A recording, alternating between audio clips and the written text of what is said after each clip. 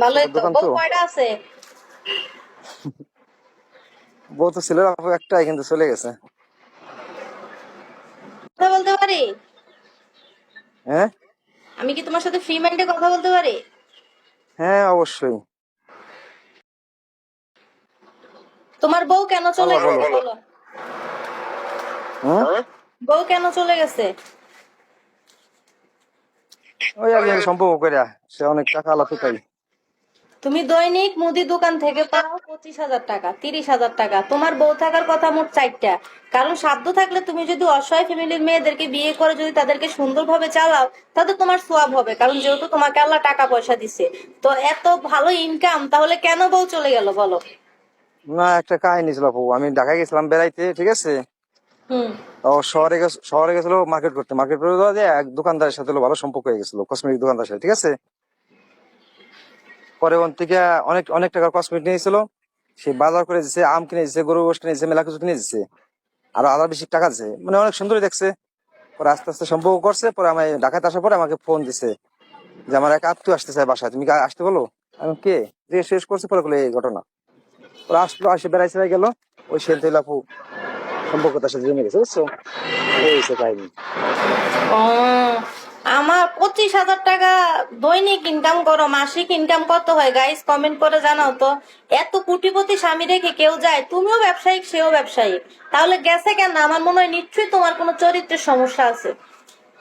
তুমি না বললে আপু। কিপটামি করো, নইলে বউরে মারো, যে কোনো একটা করছো, ওই জন্য চলে গেছে বেরিয়ে। না না, মারবো কেন? কি? কিছু আপু কিছু আপু কিছু কিছু মহিলা আছে চরিত্র খারাপ, ঠিক আছে। আর যে খারাপ সে খারাপই। না, চরিত্র এটা বিষয় না। তুমি যদি কিপটামি করো, ধরো ওই ছেলে আম কিনা দিছে, গরুর বস্তু কিনা দিছে, বাজার করে দিছে, সে তাল লোভে চলে গেছে, তো তুমি 25,000 টাকা ইনকাম করে টাকা কি করো সেটা আমাকে বলো। দৈনিক দৈনিক 25,000 টাকা ইনকাম করে কি করো? আমার কাছে 25 টাকা নাই, তুমি 25,000 টাকা দৈনিক ইনকাম করো, বাবা যায়?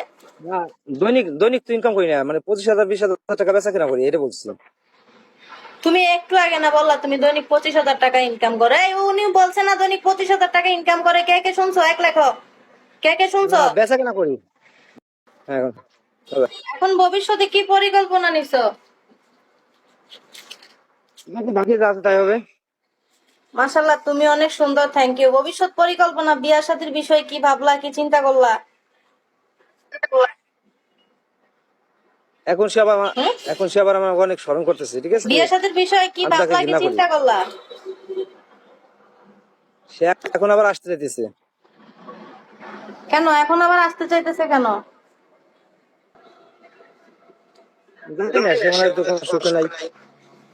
সে সুখে নাই, তুমি আনবা? নো। তো তুমি না আনলে তার সাথে যোগাযোগ করছো কেন? আমার নাম্বার তো চেঞ্জ করিনি, সে আমার নাম্বার তার মুখস্থ। সে বুঝলাম না। অনেকগুলো নাম্বার চেঞ্জ করছে। তাহলে তুমি তাকে কই পাইছো বলো? সে আমাকে ফোন করে মাঝে মাঝে। ও আচ্ছা, ভালো। আমারে কেউ ফোন করার মতো নাই। তাই না? হুম। আপু রিচার্জ লাগবে, রিচার্জ লাগলে আমি হোয়াটসঅ্যাপ নাম্বার মুখে বলবো, ঠিক আছে? যদি কেউ পারো তাহলে উঠাই নিতে পারলে বলো, আমি নাম্বার বলি। আর না পারলে বইলা লাভ নাই, ঠিক আছে? পারবা তোমরা উঠাই নিতা, তাহলে বলো, আমি নাম্বার বলি। হুম হুম হুম। ও কথা, তোমার নাম্বারটাকে দিবা নাকি? কি আমার নাম্বার বলবো, উঠাইবা? জি। আচ্ছা উঠাও। তারপর? 03 হ্যাঁ হয়েছে। ওকে গাইস, আমি চলে গেলাম। আমাকে যাদের রিচার্জ লাগবে হোয়াটসঅ্যাপে নক করো। ভালো থেকো, টাটা।